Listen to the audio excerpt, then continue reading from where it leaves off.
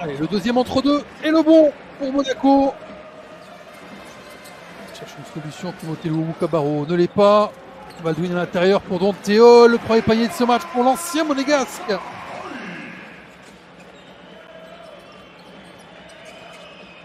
Mike James peut-être pour cette œuvre-là, ce sera non plus de la tasse Moteyunas, eh bien ce sera Jaron Blossomgame qui commence. Jaron Blossomgame pour enchaîner les 4 premiers points, non pardon, les 5 premiers points de Monaco. Kamar Baldwin qui pose le ballon très facilement. Mike James avec Vito Brown, est-ce qu'il a un pied sur la ligne? Oui, je crois, 2 points seulement pour Vito. James, la possibilité de retrouver Moteyunas. Mike James qui change de main en l'air. Il a fini main gauche, non? Fermer la possibilité du tir à 3 points sans dommage pour Mike James qui est déjà reparti. Mike James pour Donatas Moteyunas. Vito Brown dans le coin. Eh ben dites donc, ce début de match est parfait pour Monaco. Strazel retrouve James, 5 secondes pour Mike James face à Timothée Luwu-Cabarro. Ce sera Mathieu Strazel, trouvé par Mike James. Et oui, c'est un tel danger qu'évidemment, sur le hatchback Squeak Live, on me demande est-ce que Marcus Howard est out? Non, pas à notre connaissance. Mike James qui lui montre le chemin, plus 15 pour Monaco dans ce premier quart-temps. Et comme les autres, complètement froid. Le rebond est quand même pour Nicolas Rankavopoulos. Thanasis Lekarskis face à Peter Corneli. Et la passe qui bat. Allez, 24-7. Restez bien concentrés, ne pas laisser Marcus Howard s'échapper, que c'est moche. Ce tir de Marcus Howard, il a beaucoup de chance d'avoir Nicolas Rankavopoulos. Et Okobo recherche Diallo, le alley-oop n'était pas possible avec Papagiannis. Alpha Diallo, le 1 contre 1 est victorieux. Plus gros écart du match à plus 19. Marcus Howard avec Rankavopoulos, c'est lui qui prend toutes les responsabilités. Et Don Théol, c'est pas mal non plus. Okobo sur un pied. La finesse. Diallo qui n'a pas pris les camps du grec pour mieux le resservir. Sur le pop, Papagiannis, ça fait plus 22 dans ce début de match, déjà 33-11, quel score incroyable. Il n'y arrive pas, tout simplement. 33 points en 13 minutes pour les Monégasques. Papagiannis fait court pour empêcher Yaramas de scorer.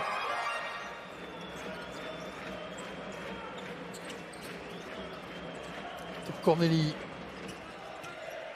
Alpha Diallo qui va insister, ressortir sur Papagiannis pour en mettre un deuxième, bien sûr, Yorios Papagiannis. Yaramas s'est défié la défense, mais il aurait mieux fait de rester où il était. La relance d'Okobo, la passe de Corneli et le rebond d'Alpha Diallo qui retrouve Papagiannis. Bien sûr qu'il faut lui donner à Papagiannis qui conclut tranquillement. 25 points d'avance. Les Monégasques ont eu 4 chances là-dessus. Allez, il faut revenir ou faire faute. Tima Monet qui est pour Don Théol qui éclate le cercle. Le score qui est affiché en bas à gauche, il y a bien 23 points d'avance pour les Monégasques. Ils vont en compter 25 sur... Oh, il n'a pas été jusqu'au bout. Gagné Ramas préfère trouver un shooter. Et le premier tir à 3 points de... Mike James retrouve Donatas Moteyunas qui finit avec la faute de Shima Moneke qui demande comme jamais. Mike James qui se balade. Il n'y a aucune raison d'accélérer le jeu. Raison en revanche de trouver Donatas Moteyunas, le mismatch face à Kamar Baldwin. Allez, une 30 à jouer. Restez là à 20 points encaissés, pas beaucoup plus. Marcus Howard fait n'importe quoi et s'entête à tirer à 3 points. Le 3 contre 1 Mike James pour Blossomgame. C'est une déculottée que les Monégasques. James avec la possibilité pour accélérer. Mike James dans ses œuvres. Le déhanché.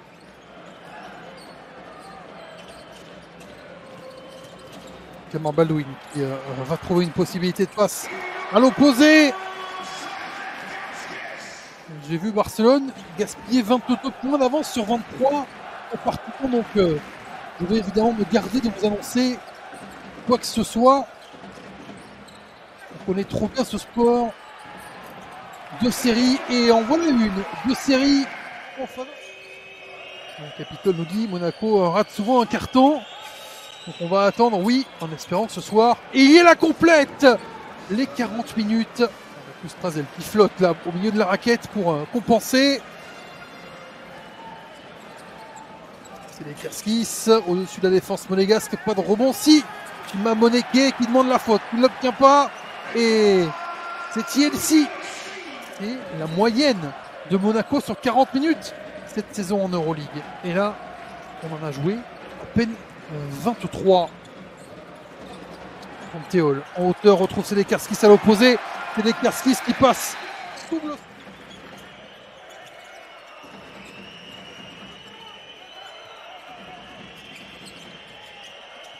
Plus que 16 points entre guillemets d'avance pour Monaco.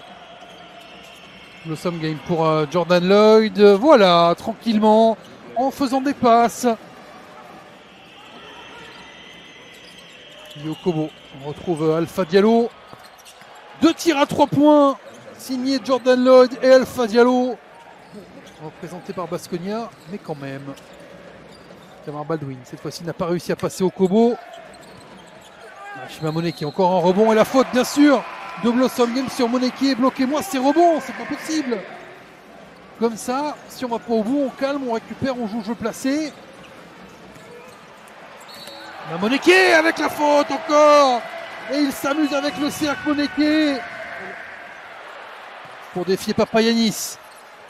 Donc Théo contré par le grec, les 2m22. Il y a Okobo derrière le Eurostep pour marquer. Qu'elle fait du bien. Forest avec Don Théo, pas de faute offensive. C'est un peu n'importe quoi. Et la faute et le panier à 3 points pour Nicolas Roccaropoulos. La faute de Yokobo. Yokobo, ça c'est bien. Ça c'est parfait pour commencer et mettre les Basques à 3 possessions pleines. Marcus Howard qui n'a pas eu voix au chapitre dans ce match. Est manqué. La claquette dunk de Don Théo partout dans les airs. Mike James derrière Papagiannis. Mike James qui se lève. Et pas droit, mais il y a Alpha Diallo lui aussi. C'est moins dans les airs que Don Théo, mais c'est tout aussi important. Yokobo très très haut. C'est une spécialité. Très loin, de trop loin. Et il y a toujours Chima Moneke. Assume son rôle de leader, au contraire de Marcus Howard. Pour l'instant, toujours bloqué à 0, comme lors du match précédent. Face à l'Anadolu. 0, c'est Okobo. Et Okobo va concrétiser 2 points de plus pour Eli Okobo. Lasvel et Étoile Rouge, vous aurez évidemment le replay aussi de Baskonia Monaco, les highlights. Un petit peu après la fin du match. Kamar Baldwin, ouais. Le jouet d'Okobo et de Diallo. Monaco a repris un peu d'avance.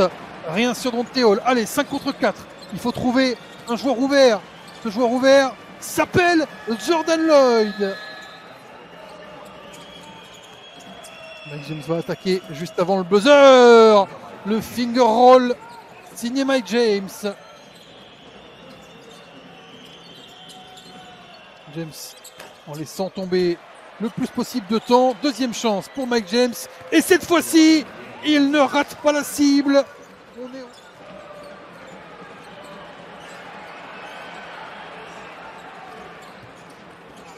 James qui laisse passer. C'est les Kerskis. Lloyd ont aussi été déterminants.